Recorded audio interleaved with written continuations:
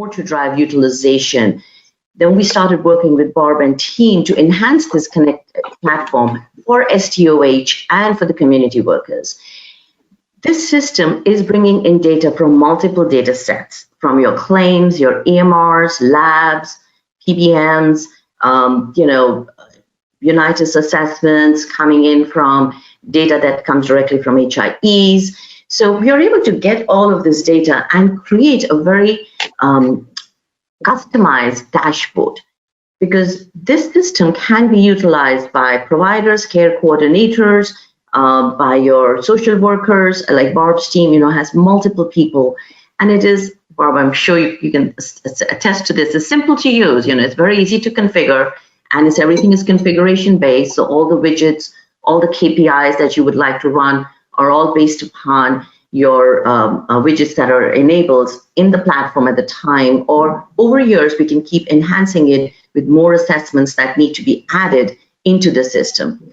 Now for the SDOH space, the assessments are the key, because there is no one that's collecting this data today. So organizations like Barb's are like extremely important to in our community to start gathering this information electronically, so that we can use it for some actionable insights and provide that at the point of care, whether it's within a clinician's office or it's in the housing department or for a transportation. It's to manage that patient in this community as best we can. So you could go into your food, and for every county or every area, the list of people that you can contact or who you need to are different. There are organizations gathering that information, and we work with them to bring that information dynamically into the system. So it becomes, we try to automate as much as possible so that the person using the system can very simply, go to an assessment, click, you can get a problem barrier golden intervention, or you can create one yourself, you can create a recurring event. This then creates that pathway that you need for the patient, whether it's clinical or SDOH, in the community for someone to follow. It also allows that intervention to go either to a provider in an FQHC or to your social worker, or even to the patient, as a matter of fact, or someone taking care of them, or a nurse. So the system is built to allow this data to flow seamlessly and provide that care that is needed in the community. Like I mentioned before, HealthEC has been best in class in 2019, in 2022. We have multiple, and I'll get to the next slide. To track the patients and capture. So again, bringing back, very important, the data sources coming into your universal data warehouse, and we can provide care and quality reports where HEAT is certified with NCQA, run the quality rules to create this personal care plan. This has been built by doctors and nurses who have been our partners in bringing this to be seamless. All the work that was done on paper in 2013-14, we worked very closely with them to see how it could be automated, made simple, and create the actionable rules that are needed to create an intervention schedule or outreach and context. So disease-based rule, quality engines, all feed into a care coordination, a care prioritization. It's very important. You have 10,000 people to manage. Who are the high-risk patients who have been discharged that you need to get to right away versus those that are on a disease and you can get to them tomorrow. So this helps you re-strategize constantly. Even the assessments that you do have a score which gives you a level 1 through 5 that says, for this particular disease, what is the risk? Allowing you not only to take a risk at a patient level, but at the disease level also, whether it's diabetic, asthma. So we build a lot of NANDA assessments into the system, which can then be rendered on your portal or on an app or embedded. We have worked with some of the EMRs to embed this into the systems also, or work with bi-directional single sign-ons with multiple entities.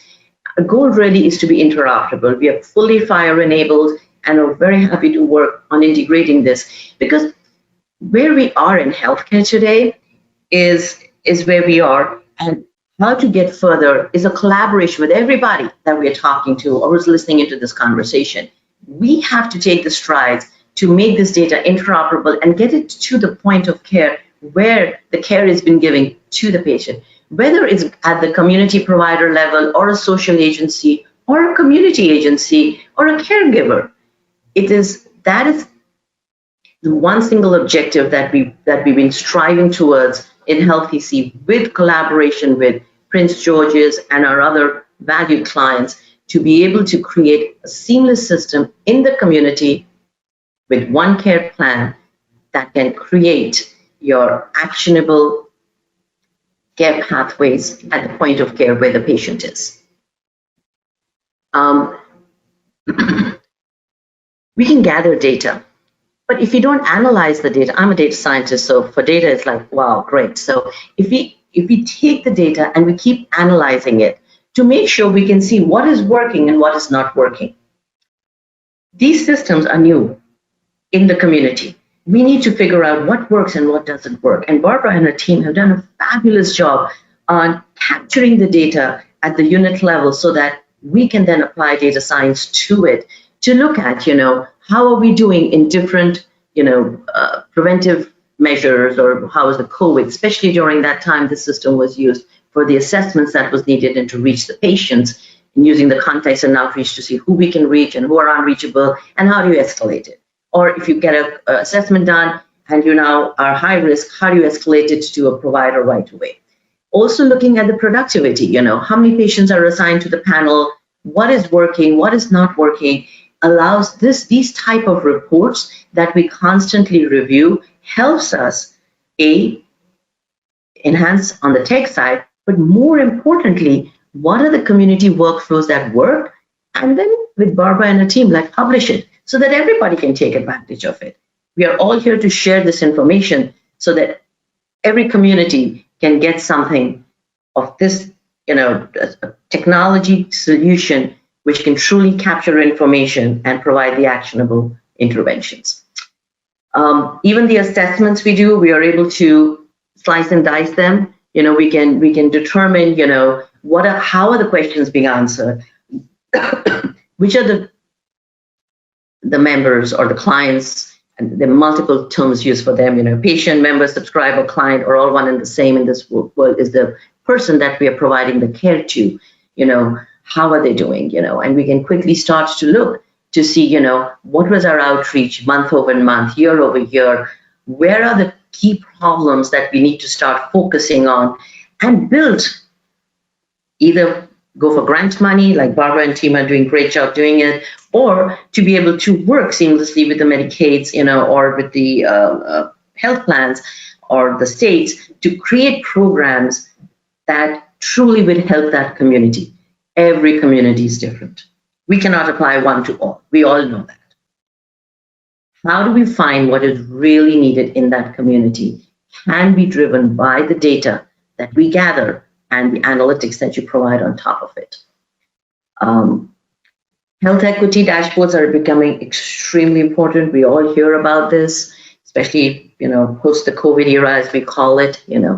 How is the population doing, whether it be by gender or by age group, or, homeless indicator, race, sexual orientation, are you looking at language? So we have been able to harness this data. Of course, we all understand that we need to gather this data more accurately. That is, lots of states and lots of companies are out there trying to do that. And we also have an HRS tool, a health risk assessment screening tool, which can gather that information right on the platform and then share it with everybody. Plus drive it to analytics to start to truly look at how is the patient performing and what are the demographics that we need to focus on, and what is the health equity data and how do you geomap it. This can also lead to, one of the requests that we got very recently was saying, all right, you've got the patient, you know their language, here's the provider directory, and these are the details. Can you tell us what my network advocacy looks like in this area? Do we have enough, if the population is highly, has, heart problems? Do we have enough cardiologists who speak that language who can really help? Those are the type of questions that we can really start to harness and look at the data and provide some answers. So collecting data, aggregating data, collecting data, and then applying analytics on it to be able to determine how to improve workflows as well as how to manage that cohort better. Some great testimonials, and this will be shared with everybody. Barb, you can take the few that your team has found.